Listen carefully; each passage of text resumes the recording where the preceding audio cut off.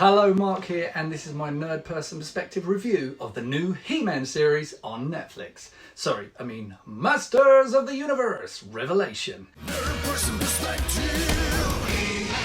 I was very excited and supportive of this show, being a child of the 80s, big fan of the original cartoon series, and also a big fan of Kevin Smith's work. So I ignored all the online hate and negativity, which was quite unkind and uncalled for. I mean, the guy's just hired to do a job and it's just a cartoon at the end of the day, so settle down. But that was following reports that this would actually be a bait and switch scenario where Teela would be the focus of the series, which originally focused on He-Man, the most powerful man in the universe. Shall I do it? No, I'll do it later. You know, let's be honest, a show about an almighty powerful blonde guy called He-Man with huge bulging muscles running around in a loincloth could probably do with an update, you know, to be fair. It was the 80s after all. Different times. You know, I cringe a lot watching some of the things now that I loved back then. But still, it was the He-Man show. You know, very much for the boys, and later they brought out She-Ra for the girls.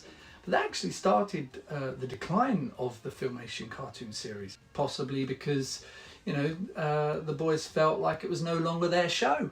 So, you know, I totally understand why they would want to appeal to as broad an audience as possible, but, you know, sometimes with that change comes a price. You know, bringing in a new audience can sometimes be at the expense of the audience that the show has already built up. We saw that a little bit with Ghostbusters to some extent, and this new series has definitely experienced some of that, even before it aired.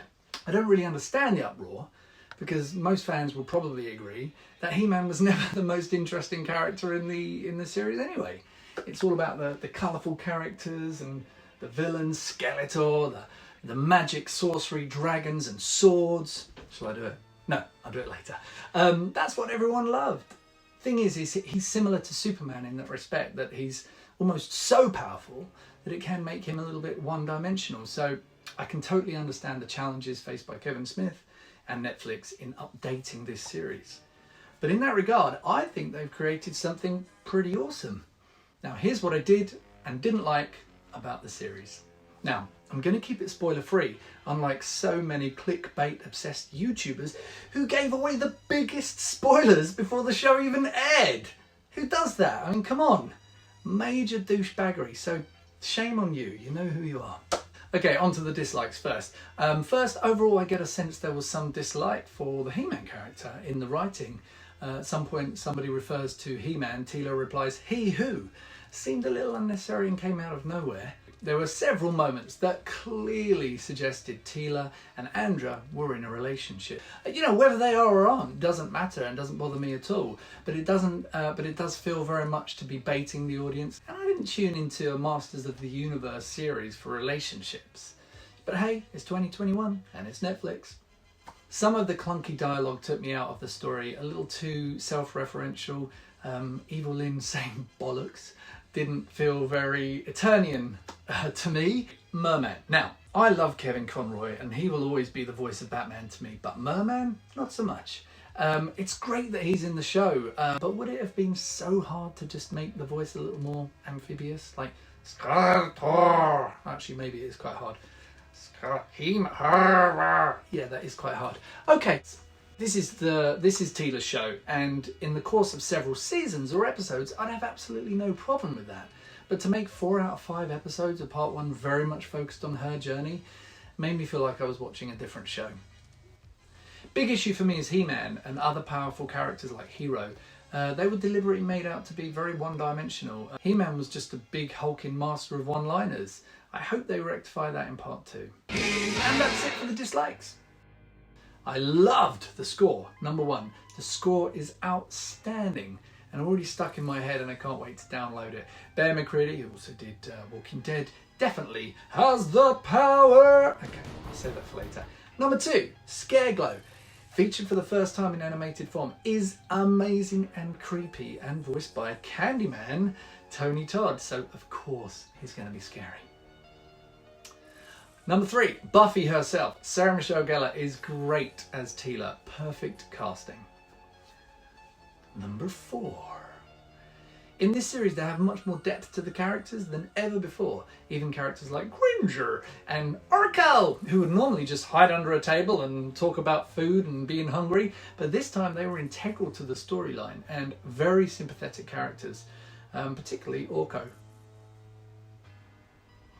Number 5, I loved King Grayskull, voiced by the President in 24, actor Dennis Haysbert. I hope we see more of his backstory in part 2. Number 6, Roboto, voiced by Justin Long, was a real surprise for me. The ever faithful companion robot, but he had more heart than most of the characters, surprisingly, considering he doesn't have a heart. Even managed to make me get quite emotional at one point. Number 7, Man-at-Arms Duncan, voiced by Game of Thrones actor Liam Cunningham, had plenty of moments to shine. A real strong character who I'm very glad they didn't sideline. It would have been a much weaker show without him. Next up, story. I loved the story. It was really engaging and much more multi-dimensional than the usual after-school 80s cartoon series based on a toy line. But I'm sure it'll still sell plenty of toys. I, for one, I need that Scareglow. I need to add Scareglow to the collection. Mark Hamill is brilliant as Skeletor, considering the big shoes he had to fill, but if anyone can, he can. He immediately has an imposing presence that grabs you every time he's on the screen. My final light goes to the original Skeletor voice actor Alan Oppenheimer, who brings a warmth and nostalgia to the character of Mossman, one of my favourites.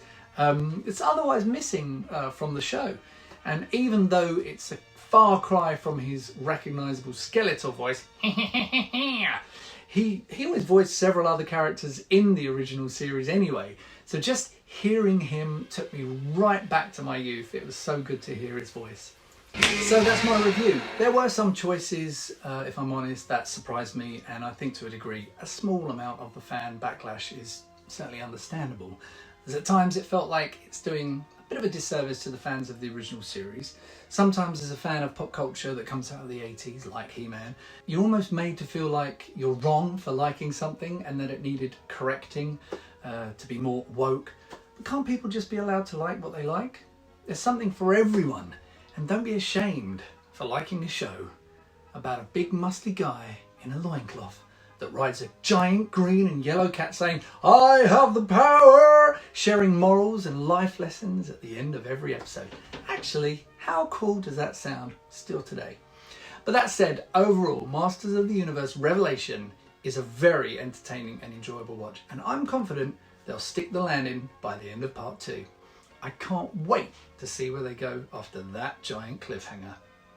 This is definitely not your dad's He-Man, kids. Hell, it might not even be my He-Man. But after all, it is 2021 and it is on Netflix. So I guess we'll have to wait until part 2 to find out who, I gotta do it, has the power! Fabulous secret powers revealed to me the day I held aloft my magic sword and said, "By the power of Grayskull, I have the power!"